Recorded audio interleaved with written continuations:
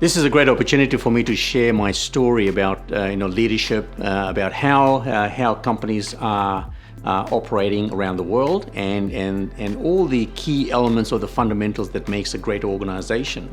Now, I've got 30 years of experience, sharing, teaching, coaching, and mentoring great leaders around the world.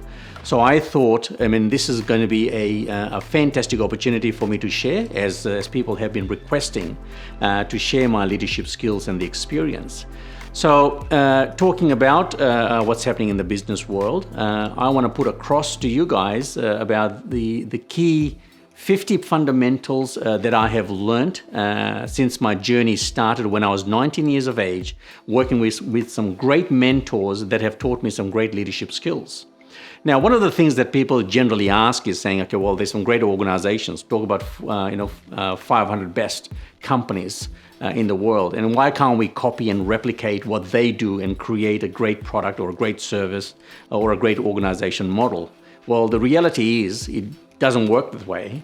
Hence, I'm going to be talking about the 50 points that I think is very important for all entrepreneurs, managers, and leaders coming through the system to understand. The first one I want to talk about is a silo mentality, and I think all of you guys have heard about what a silo mentality is all about. I've worked in great organizations as an employee, as an employer, as an entrepreneur, and I've seen all sides of the fence. One of the greatest danger in business is when businesses are growing, leaders or managers and entrepreneurs, they create a silo mentality where one department does not communicate with other department. So you have a department within a department working in an organization, not necessarily driving the same vision, the same goal.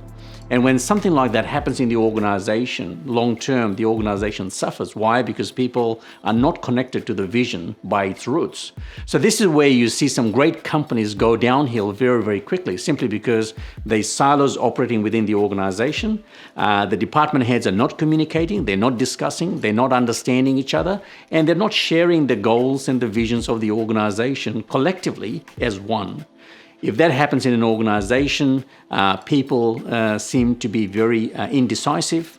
There's wrong decisions being taken. And most importantly, people then start doing things based on their own visions and their own perceptions of where the organization needs to be. Hence, you see some good organizations go backwards. Now, it's very important for us to understand that in business, and a lot of people ask me this question saying, what is a company? Well, a company is a group of people that create a brand.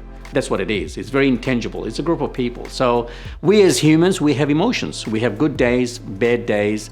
Some days we're happy and some days we are sad. I think it's very important for a good CEO and a good leader and a good manager, a good entrepreneur to understand that when people's emotions go up and down, that affects the culture and the way the company behaves, or the way people behave and the way the company thinks. So to get the consistent and a better approach towards leadership, we need to make sure that every person is interconnected, every person understands the vision of the organization, everybody understands the big, hairy, scary goal, everybody understands where the company is headed. If every person is aligned to the vision and the goal, that's when the companies become very successful. So the message that I want to pass to all my viewers and friends and people that want to learn, do not create a silo mentality in your organization. Otherwise, you'll have some dangers that you have to face in the years to come.